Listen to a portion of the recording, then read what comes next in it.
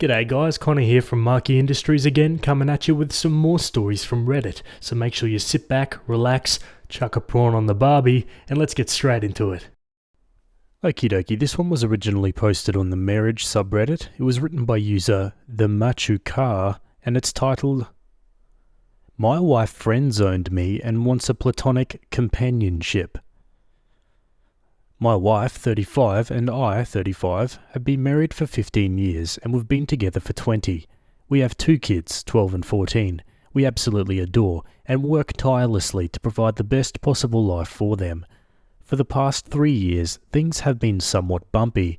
I understand that our kids are at an age where they require a ton of our attention and resources with school, band, club sports, and other extracurriculars, and I'm aware of the physical and emotional toll that can have on marriages. However, for these past 3 years, my wife and I have had very little intimacy and very little sex, and we've been trying very hard to work on that aspect of our relationship. This past year has been the most difficult, and by far the darkest year in our marriage. We didn't talk very much. We essentially became roommates co-parenting our kids under the same roof. It was very depressing and very demoralizing. It was to the point where we began contemplating divorce, and it became very dark and gloomy in the household because of that. We began seeking help with both individualized therapy and couples therapy, and it seems to have helped some. Little by little, we started to get along and started to have deeper conversations about what our marriage looks like and what we would love for it to look like. This is where it gets tough. As time passed, my wife started to tell me she no longer was in love with me and that she only saw me as a best friend, that she only loved me in a very platonic way, and this was one of the main reasons she didn't have any desire for intimacy, let alone sex. This was very shocking to me, and quite frankly, I was devastated. I became angry and depressed, and I couldn't fathom the thought that I was no longer wanted or desired by the person I felt completely in love with. Things began to deteriorate again, and not long after, we were back to square one. I sat down with her one afternoon and had a heart-to-heart and began to ask questions about where the root of this problem lies, and her answer was, "I don't know," and that, "I've built up resentment towards you, but I don't know where it stems from." As you can imagine, this provides very little to no insight into how to approach this. I'm puzzled, I'm frustrated, and I don't know what to do at this point. Currently, we've arrived at a place where she says that she has no sex drive and no desire for intimacy or connection. She says that all she wants is simply companionship, which basically means our co-parenting roommate dynamic. I asked her what I could possibly do, or what is it about me that's so unattractive or undesirable, and her response is always, "I don't know." She stated that she does love me, but it's not the same. That she has been feeling disconnected for years, and that our marriage just takes up too much work. Her focus is only the children for now, and that my co-parenting contributions are meaningful to her in our home. I'm at a loss, and I'm mainly venting about my frustration. It's tough to realize that the person you love has no feelings for you. I feel like at this point I'm only here to contribute financially and as a parent. I feel like what she means with companionship is that she's comfortable with the convenience of having a good father for our kids and my financial contribution to the household. In regards to intimacy and or sex, she basically told me that it's not something she's interested in or wants at this time. She mentioned that the only way to get to a point for any of that is to be intoxicated, which I believe is incredibly awful and very wrong. I told her I don't think forcing herself to have sex or be intimate by drinking or smoking is good, and I declined to be a part of that, to which to my surprise it upset her and made her more distant. We're both extremely honest and transparent. We've never cheated on each other, and we're always free to look through each other's phones, emails, socials, etc., and we hardly ever do. I asked her if there was someone else, and she declined. Honestly, I believe her. We then peacefully went through each other's things, and as expected, it was clean. We've always been very forward, even with the hard topics, so I don't smell nor feel any foul play or infidelity. Am I wrong for declining to only be intimate or have sex when she's intoxicated? I'm firm on my stance of not partaking in this only when I'm high or drunk sex because it doesn't sit well with me. I do not know how to help our situation, and I'm starting to become a bit anxious and desperate. We're both fairly young and healthy individuals and good looking. We both have good standing careers and are good parents. I'm just not sure how our lives could have driven us to this point. I'd love some outside perspective on this matter and some insight into how to address something like this. It feels so awful to be unwanted and undesired by my own spouse. I hate it. Yeah, a problem that's seemingly happened forever and doesn't seem to stop. Let's go to some comments. Quote, she says that all she wants is simply companionship, which basically means our co-parenting roommate dynamic. That's only a marriage if you both agree it is. You're hoping she's going to wake up one day and feel different, but she's basically said that's not going to happen and doesn't want to figure out why she feels that way. It seems like you tried several different ways to get to the bottom of it, and she's either deflected or is being honest that she's not in love with you. Quote, am I wrong for declining to only be intimate or have sex when she's intoxicated? Well, I wouldn't do this either, if that makes you feel better. Will she be your best friend if you live elsewhere and have a relationship with somebody in love with you? Probably not, which makes the whole best friend speech feel like self-deception on her part. I won't lie, if it were me, I'd get a divorce. She doesn't seem willing to do the work to fix the marriage, and you can't fix it alone. She might promise to fix it or beg you not to, but you need to follow your gut as to whether she actually can or will fix it. She's serious that she wants you to stick around, but not necessarily as her husband. I guess what I'm not understanding is why you're baffled by her resentment and the fact that she said the marriage takes too much work. If she has resentment towards you, unless she's insane, there must be a reason. Why are you not addressing what has transpired between you two that has led her to feel resentment? You can't possibly be clueless about why she would say this. Opie replies, resentment reasons are somewhat vague. We went to couples therapy for this to try and look for the deeply rooted resentment, and all that was said was, I don't know why I resent you. Even the therapist was a bit confused about it. I even made sure our couples therapist was a woman because I felt it would help with having an unbiased perspective. I even offered potential reasons like me working too much, me travelling for work too often, and maybe not giving her enough attention even. She simply said it wasn't any of those things and had no further explanation. If you love her, this arrangement she proposes will burn you to the ground with time. If she doesn't want to fix it or find it possible to love you as her man, it's time to work on plan B to fix your life without her. It will be on her, my friend. In the meantime, study and implement 180 to protect your sanity. Honestly, such stuff always makes me wonder how egocentric and unaware people can be to even imagine that this is a viable option. I am not in love with you and it's fine. Here's the wallet. There are the chores. WTF? Opie replies, I'm definitely not okay with a sexless marriage or no intimacy. This is why it's a problem, and I'm here seeking insight and perspective. She knows this, and our therapists know it. However, I'm ensuring I do everything possible to mend our marriage to ensure my own peace of mind, knowing I did everything I could. Some commenters looked at his history and found out they were swingers. Opie replies, we did some swinging in the past. That was fun for some time. We mutually decided to stop doing it, and we have established it's not the case. When we were swinging, however, our marriage seemed to be in a good place. This is something we did disclose with our couples therapist, and made sure to include it to make sure we're not neglecting an obvious potential issue. I will say, I did ask my wife if what she experienced during swinging is something that is affecting her view on our relationship, and she said it wasn't. Our swinging experience was always together, and it was very sex-driven, nothing really emotional or poly. Truth is, I have to believe her at her word. I have no reason to distrust her. To date, she's always been very forward and never afraid of dealing things head-on, no matter how painful. Opie adds, this issue existed long before the lifestyle, and I agree that swinging wasn't a solution in the end. It never was meant to be. It was more of discovering or exploring if she felt any different. If that was the case, we agreed we would talk about it, and if we arrived at the conclusion that myself is the problem and she has no problem with other men, we would amicably part ways. However, this wasn't the case. She didn't like sex nor intimacy there either. She was very much in control of that whole swinging situation. And yes, I went along with it. What gives?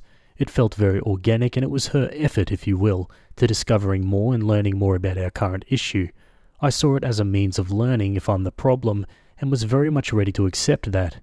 It turns out it wasn't the case. 6 years of misery sounds awful. I would very much hate that. And OP on if this started when the swinging ended. Finally, a comment on the swinging topic with actual insight.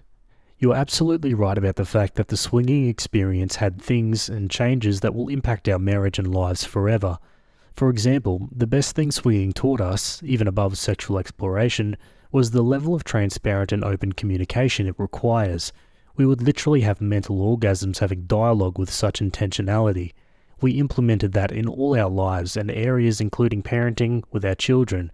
She even agrees that we're thankful for that takeaway from our swinging. Honestly, I cannot stress it enough with people here. Yes, we explored swinging, however it was actually a positive experience. When we decided to stop, it was because it felt natural and organic to just do so. In fact, we met with that couple who we meshed super well with the night before. We actually enjoyed the actual friendship and even spent time as vanilla friends, so it wasn't because of something negative.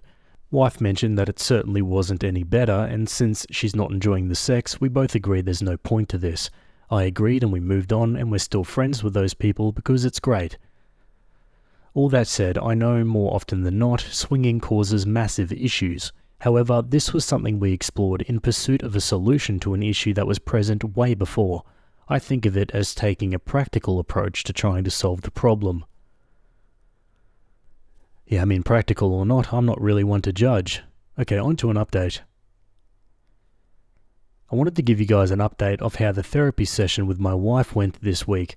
Not sure if this is helpful or not, but I took many of the responses, comments and suggestions from my initial post and put together some things I wanted to discuss with our couples therapist to help us navigate some of the core issues that may be affecting the situation.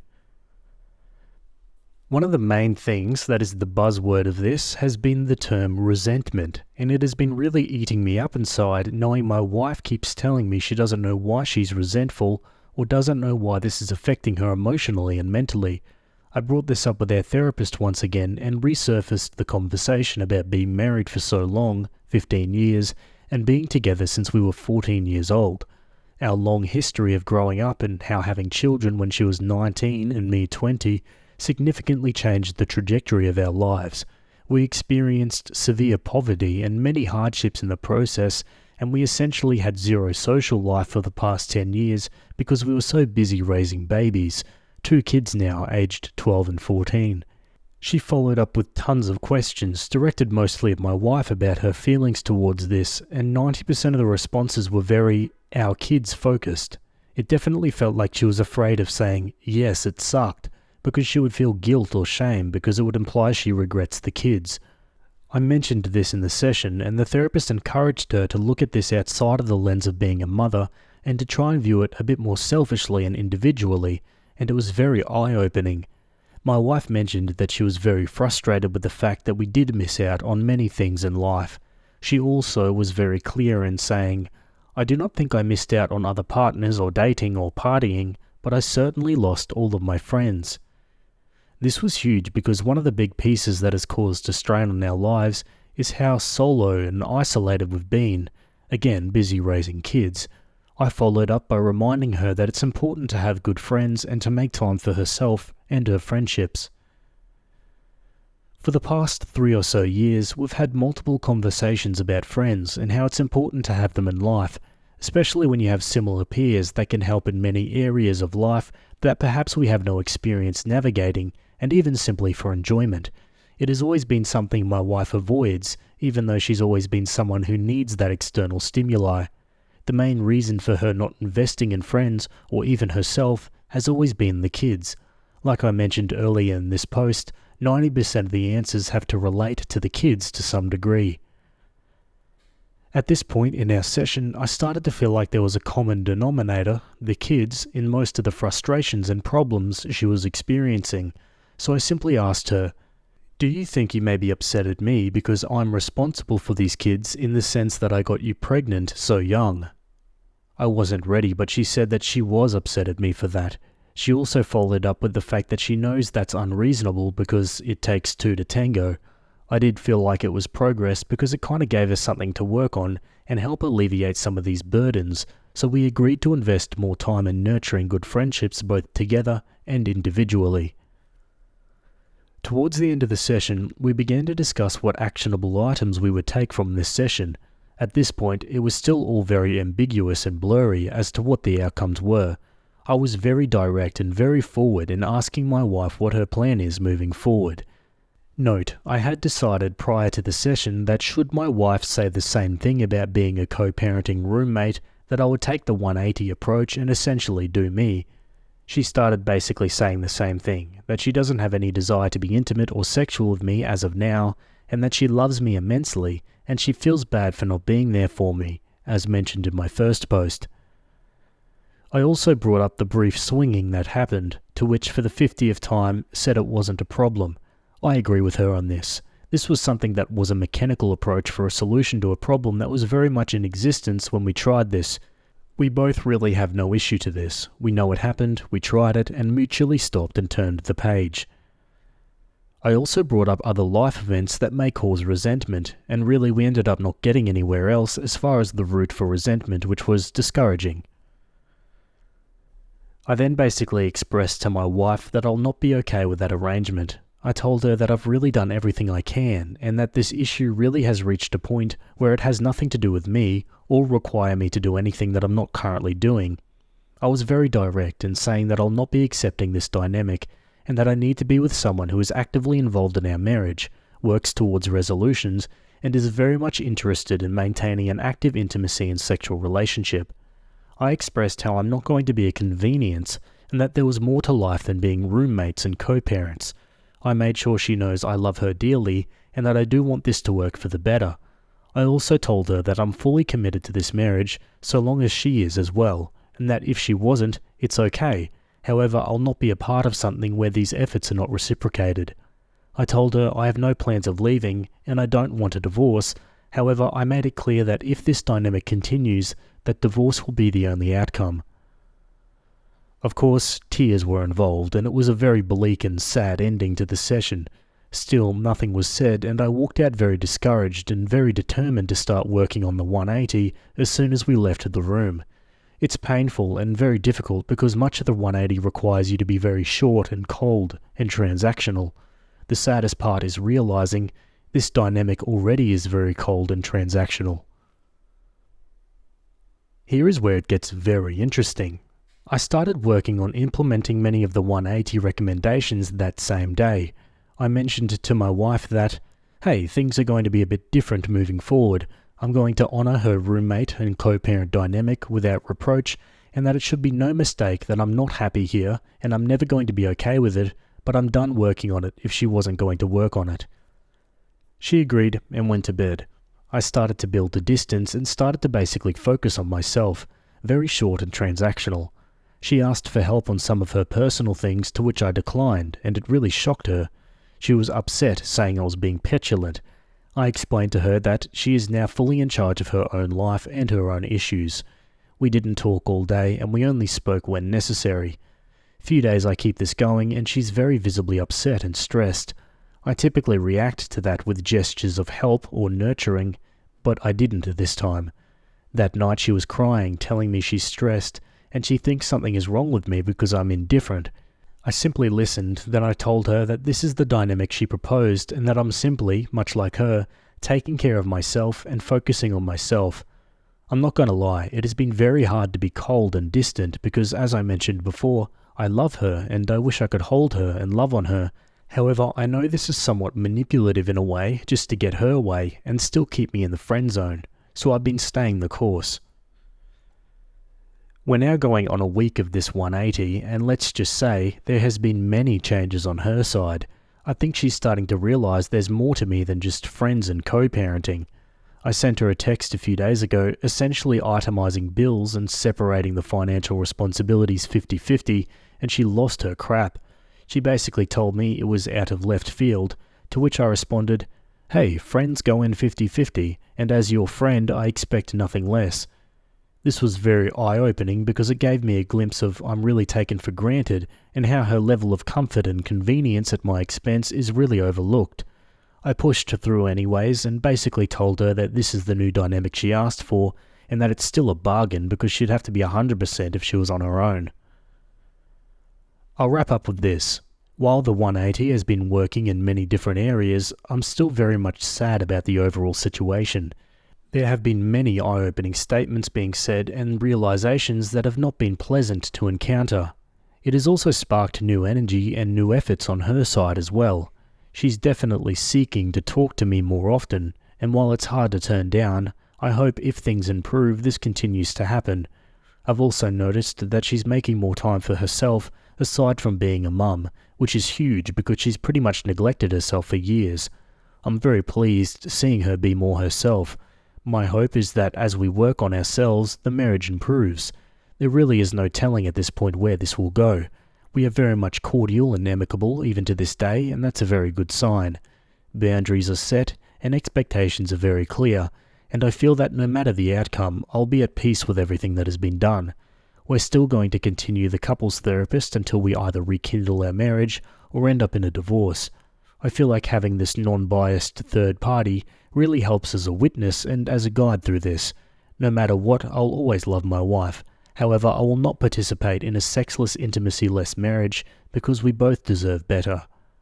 Thank you all for all the kind words and recommendations and feedback. This will be my last post on this topic, and I wish you all the best. Someone in the comments says, "So I'm going to assume that your wife has a lucrative job and you're both going 50-50 on childcare, as you both work and share children, because otherwise this approach is just plain financially abusive, and if you're planning on saying, 'I won't pay the bills unless you have sex with me,' sexually abusive as well. Assuming that is the case and you aren't a total piece of crap, I'm actually interested in how this works out for you. I feel like I'm in an unstated similar situation. We both work and have blended finances, but we don't go to bed together or eat together, have barely any intimacy, a kiss or two, hugs every couple of days, and spend maybe 8 hours a week together, just the three of us, him, me and the toddler. Even less, just the two of us, maybe 3 hours a week. Otherwise, he's on his game, or out playing sports, watching YouTube, or whatever else he does. It barely feels like a friend situation, let alone a marriage. I'm curious how she handles it, as the spouse that presumably was pulling away first. I hope you keep us updated." Opie replies, "Yes, we both have degrees, good careers, and while I make significantly more money, her salary is very proficient and above average. The 50-50 was not to cripple nor hurt her financially, that's cruel, but mostly to send a message on what a roommate dynamic looks like in the real world. I really dislike how people immediately jump to conclusions about the finances as a way of manipulating her. It's not the case at all. Plenty of money left over after bills. However, 50-50 means she has less whatever money and the understanding that the roommates share everything equally. Prior to this 180 approach, we did everything together and with our kids. We always saw ourselves as a unit that do things together, both alone and with the kids too. That's changed now, where I'm choosing to focus on more independent type of pastimes and focus. That is what has sparked her reaction and realization of there's more than just roommates here." Another comment says, "How does one dump half of the household expenses on the other person if they share a bank account? Or are your finances kept separately? Just curious how this would work if applied to my life." Opie replies, "Excellent question. We shared everything. The proposed 50-50 was suggesting we place the necessary amount to pay bills in the same account, and any leftover money can be deposited to a new account. I think this is why she was very upset. She felt a huge loss of control, knowing she won't be able to monitor my finances. Also, she felt a huge loss in her leftover money with this arrangement, and saw that I would keep significantly more of my own. This is still being worked out because I think she's calling my bluff here, but my plan is to notify her next week as I modify my direct deposit and open a new account. It will definitely be more real there." To be clear, for all the trolls here, yes, she will have less leftover money after responsibilities, and it's still enough to live on. Example, for reference, assume I make $3,000 a month, and she makes $1,000 a month. Responsibilities are $1,000 a month, so she'd contribute $500 and I would contribute $500. Where before she would contribute only $250. This is the last comment I'll add regarding money and finances. She's fine and she's not hurting, I promise." And Opie answers when asked what if she leaves for another man. Interesting. She has no shortage of men hitting on her, and we're by no means jealous people, so I've witnessed this multiple times, and her reactions are somewhat indifferent. I will say if another man for her was the answer, she'd tell me, or she'd have some inkling maybe. There's no telling, but I think the problem is deeper than superficial attention from a different person. And you might be right, and if this is the case, so be it. However, I'll live with peace knowing I left no stone left unturned. Crazy thought. I know I would be disappointed and saddened if she did leave for another man that would accept the bare minimum, but I'd also feel at peace knowing it's not all my fault. I know I'm responsible in some way to some degree, that's just marriage. I know sadness and depression will creep in, but we'll both overcome. But if this does happen, at least there'll be some clear reasons and clarity as to why it did. Also, I know for a fact that she wouldn't cheat. We're both very blunt and open and transparent. She would definitely tell me that she wants to step out on our marriage before it actually happens, as would I. We owe ourselves this respect for each other, and we actively practice it. Okay guys, now for a new update. I debated for a long time on whether to submit an update on this matter. A few significant changes have taken place, and I felt it would be good to not only share with you, but also to allow myself to process all of this in a uniform way. We're now almost 9 weeks in on the 180 method I mentioned I was starting, and it started to render some positive reactions from my wife. I explained in the previous posts that she started to notice things that she previously took for granted, and started to ask more about my whereabouts, and also started to notice I would go out with the kids more often without her, and she started to invite herself, to which I didn't decline. So much has changed, and it's changed for what seems to be for the better. This past Memorial Day weekend, my wife asked me if I wanted to go out for coffee because she wanted to talk to me about something. This was huge because I can't recall when the last time my wife asked to talk to me about something important. I must admit I was very nervous and worried about what this could be about, and my mind was racing with the plethora of scenarios of what it could possibly be. Of course I agreed, and we took some time away from the kids to have this conversation at a local coffee shop. The talk was very constructive in nature. There was a ton of insightful information about herself that helped me further understand where she is in life, both emotionally and mentally. We summarized what the core issues we are encountering are, and she asked me for help. This is new, and I cannot tell you how excited I was hearing something so sincere coming from my wife, who for the last 2+ years has been absent. So, after she was through sharing all her thoughts, I proposed a plan that I felt was right for us. This is something that I'd been thinking about these last few weeks, and I was planning on bringing this up in a few months if I noticed that things were not changing for the better. This date felt like the right place to share it, since it goes hand in hand with what she talked about, and it also relates to the help she was asking me for. I started by first acknowledging her feelings and her concerns. I told her they're valid and how she feels is personal to her, and that I care that she feels this way because I don't like the thought of her being sad or depressed.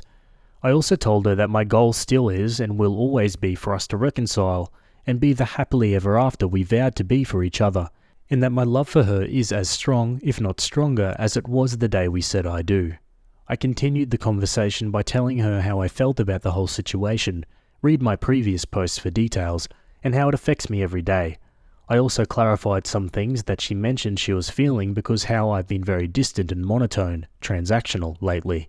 I explained to her that I was very much trying to protect my feelings and emotions from the rejection and neglect, and that it wasn't personal. It was simply me safeguarding myself because I cannot control her, I can only control myself. This was a perfect segue to the core of this approach, which is focused on self-accountability. I told her that for the longest time I was always working hard to make her happy and do things that I knew she enjoyed or wanted. However, I was always met with rejection and disappointment, which caused a load of stress on me. I explained to her that I had to make a change for myself. After all, I can only control myself and make the changes that I want for myself. I mentioned how I was starting to implement new habits and routines that would help edify me, all while still executing all of our shared responsibilities, including parenting, finances, and daily living activities. I explained that the goal is to continue to improve myself both as a husband and father, learn more, and be healthier, among other things. She was very receptive to this. She told me that she sees what I'm doing and that she's proud of the changes she has seen. She also told me how she's starting to realize that she feels left behind and that much of the things that have affected her negatively are her own fault. Towards the end of the conversation, which was about 3 hours, there was a very high spirit of reconciliation in the room. I told her that my goal is to ultimately make this work. However, I was very clear that I was not going to live under the current circumstances. I told her that my heart wants her to be happy, even if it means elsewhere, and that I also deserve to be happy myself. I also explained that I do not want our children to grow up thinking this was okay or normal because they deserve better as well. She told me she doesn't either. She told me she doesn't know what to do, to which I replied, "Let's set some clear goals. However, the goals will be for ourselves, not for each other." So here is what we established. We are in charge of our own happiness. The key here is that she's not responsible for making me happy, and vice versa. We both need to seek what that personal plan looks like individually. Also, we're both encouraged to include each other in taking those steps if we want, but it's not required. We are in control of our own individual lives and our own journey. This means we're both responsible in finding the resources necessary to grow, change, and heal. We can definitely help one another when help is requested, however, unsolicited advice or help will not be rendered. We are responsible for communicating. This ensures nothing is left unsaid. If it was never brought up or discussed, it never happened. We're not mind readers and we need to take ownership when we fail to communicate. Make a list of needs and wants. This gives us both clear direction about meeting each other's needs. This also gives us a choice as to what we want and choose to do, compromise on, or decline to do. This list also will not serve as a checklist for accountability. We made it clear we would not be bringing this list up for the purpose of arguing, and it was up to the other person to use the list as a tool for growth, transparency, or clarification. We concluded that it was up to us to decide if we'll be happy doing these things for ourselves because we care, not to simply check a box. This was very important in order to establish long-term habits and not short-term band-aids because you cannot make someone change or do something they don't believe is important. And lastly, established a deadline, Memorial Day 2025. At the end of the conversation, we concluded by setting Memorial Day 2025 as a hard stop to evaluate our lives and our progress. We agreed we would do this with the clear understanding that we will independently decide if we are happy here. If we determined we aren't happy, we will be getting a divorce. We would also both assume full responsibility for what happened should we get divorced. For example, if needs were not met, it would mean my partner chose not to meet them. This places full responsibility on each other in all areas. The whole process requires that if needs were not met, the next question should be, did we do everything to address this issue? If yes, then we will have a clear conscience of what transpired and know we left no stone unturned. If, however, we didn't do everything to address the issue, it will mean the issue was not important enough for you or didn't care to meet those needs. This goes both ways in all areas, like everything else. We established that the main motivator for change should be ourselves, and that if we did that, we would in turn begin to see beneficial changes towards each other. The goal is to ensure that everything we are doing for one another to meet each other's needs is being done because we want to do that for our spouse, not because he or she asked. Instead, it was done because I know it makes him or her happy, and I love seeing them happy. I felt it was important to mention to her that we are no longer required to do anything for each other. It is now more of a I want to do these things for each other. Ultimately, I felt the conversation was very positive and productive. Many tears were shed and lots of hugging ensued. I know this doesn't mean or guarantee anything, however this has never happened before and I can honestly attribute it to the 180 method. I cannot give any more insight on this method other than it's the only thing I did different and something new happened for what seems to be better. I've decided I will conclude and will refrain from this method moving forward as the plan has now changed. I'm planning to devote myself entirely to not only myself and my growth, but to also work on her needs and wants because I want her to be happy by my side. She said and agreed she would do the same for herself. We agreed we would help and build each other wherever we request for it, and that we will be approaching this as a team. As of today, some of the biggest changes I've noticed are her commitment to therapy and mental health. She is taking antidepressants that are helping her. She is also more confident and in a far better mood more frequently. We have started to explore more ways of intimacy in multiple areas, such as physical touch and words of affirmation. Sex is starting to make an appearance, which is exciting. Side note, sex was very, very awkward to start when you've been abstinent for so long. We've also started to work out together, which is great, and I've lost weight, which is also very exciting. Overall, communication has improved, and I cannot wait to see where this leads. I hope this helps someone out there. I'm still very much interested in your feedback and thoughts on this. You all have been a huge help in giving me hope and insight into this tough journey. Trolls aside, many of you have really been instrumental in my journey, both emotionally and mentally. I will not be providing any more updates until Memorial Day next year. I think it's now time to keep focusing on myself and start working on all the new opportunities that hopefully will arise with my wife. I wish you all the best in life and your relationships with those you love. Okay guys, and that's the end of that story. Yeah, relatively good ending there, and pretty hopeful I think. Honestly, earlier it sounded like they had no hope, and maybe they still don't, but, all the best to them I guess. I've got to say though, no shade, but the way this guy writes is so mechanical and boring. I'm sorry if I put you guys to sleep. Or, if you fall asleep listening to these things, then, it was probably pretty easy this time. So you're welcome, I guess. Anyway, what are your thoughts about that one? Let me know down below. Alright, let's move on. Okay, we're jumping over to Petty Revenge for a quick one. This one was written by user Virtual Pie, and it's titled, I and a friend crop dusted a table because they made our server cry. It was my friend's birthday, and a group of us had planned to take him out to his favourite restaurant.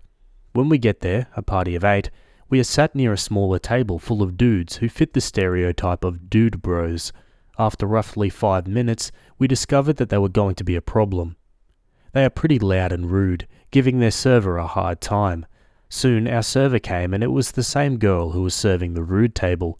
She apologised for the wait and made a comment about how she had a lot on her plate. We tell her it's fine and we understand. She takes our drink orders and gives us some more time to pick our food. A few more minutes go by and then we hear yelling. From what we gathered, one of the dudes wanted a drink, an alcoholic one, but didn't bring his ID. The server was doing her best to remain calm and keep control over the situation. He kept gesturing to his phone and we heard the server.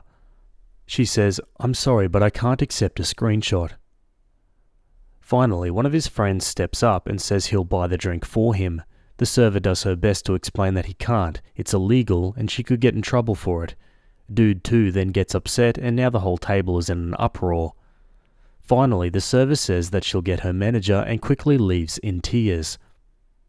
The birthday boy is ticked and says he's going to say something. Luckily, his girlfriend stops him. That's when another friend smirks and says, "I have a better idea." We'll call him Jack. Jack goes, "I have to fart." Being on the same wavelength, I smile and go, "So do I." Jack says, "Are we going to crop dust this table?" I say, "I think we are." The rude table is located in a way that you'd have to walk by them to get to the bathroom, and you can walk either to the left or the right of the table. Jack stands up first and makes his way to the bathroom. When he disappears around the corner, that's when the effects hit. At first, the dudes think it's hilarious pointing out one particular guy and placing the blame on him. He doesn't think it's so funny and is steadily getting mad. That's when I step up. I make my way to the bathroom, passing on the opposite side of the table that Jack did. When I clear the corner, Jack is standing there with a crap-eating grin. We stand there and listen to the true chaos begin. The rude table doesn't find the second crop dusting as funny as the first one. There's now yelling and pointing fingers at one another. The icing on the cake is when the manager finally comes over and he tells them that they're being too loud and they're going to have to leave if they don't calm down. They're ticked and then start complaining about their server. Jack and I can't see the manager's face, but he was quiet for a good minute before he starts talking again. He has to explain the law to them when it comes to alcohol, adding on that the table can't be served alcohol at all due to Dude 2's comments about buying it for someone else, since they can't confirm that the person who is going to drink is 21. They're super ticked at that, but still stay.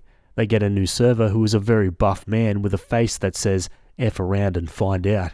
They spend the rest of their time there with basically their heads down in shame. Haha, that's brilliant. I gotta remember that crop dusting technique. That sounds like a pretty good idea. And yeah, those guys truly are idiots if they don't understand liquor licensing laws. Anyway, what are your thoughts about that one? Let me know. Alrighty, that's it from me today. I hope you guys enjoyed those stories. Thanks for making it to the end, and I'll see you all in the next video. Have a good day. Cheers.